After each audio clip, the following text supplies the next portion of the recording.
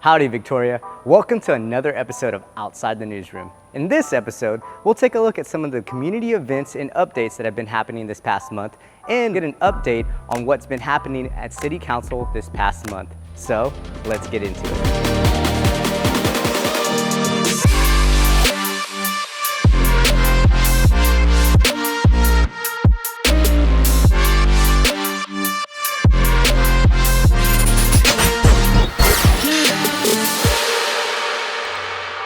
If you and your little one are looking to have some fun out in the sun, but stay cool while doing so, make sure that you visit one of Victoria's splash pads. You can visit one of our two locations, the recently reopened one here at the community center, or the one off of Airline. And if the water isn't flowing when you get there, just hit the switch. Sparks were flying at this year's 4th of July blast off. The celebration was hosted by Parks and Rec, and it included a car show, live music, and a spectacular fireworks show.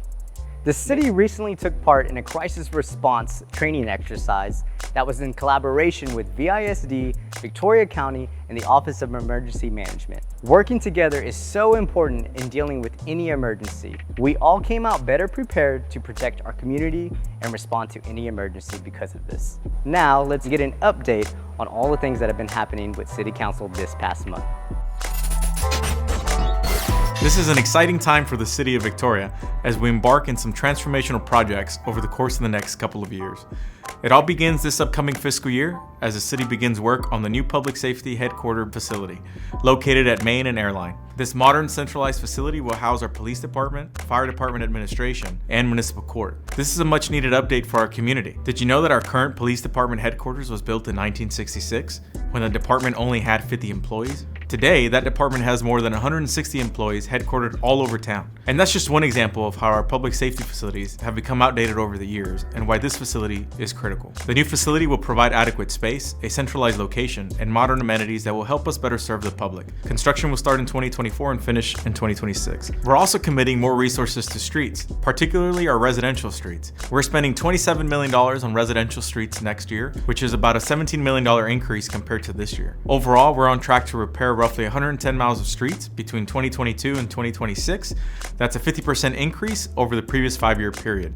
And as part of our preparations for the bicentennial, we've started work on the DeLeon Plaza expansion project. This project will expand the plaza onto nearby Forest Street, creating a new pedestrian and performance area complete with a pavilion, shaded seating, a public restroom, a space for food trucks, and a water feature. This project will be finished in time for key bicentennial events that will begin in April of 2024. These events will include an unveiling of a new statue of our founding couple, Martín DeLeon and Patricia de la Garza, that will stand at the Six Flags Monument. What a great way to celebrate our past and pave the way for a bright future. You may be wondering, what about parking? Well, the Downtown Master Plan has some guidance on that as well. The Victoria Main Street program is currently pursuing joint use parking agreements with nearby business owners. These agreements would allow the general public to park in privately owned lots for free at certain times of the day. We'll give some more updates on that as details get finalized. Lastly, the City Council recently held its first budget meeting where we presented the preliminary proposed budget. This budget includes everything that I just mentioned, as well as a reduction in the property tax rate. However, we're still expecting to see an increase in revenue due to an increase in sales tax receipts, as well as value increases in new and redeveloped properties. That's funding that will be used for street projects,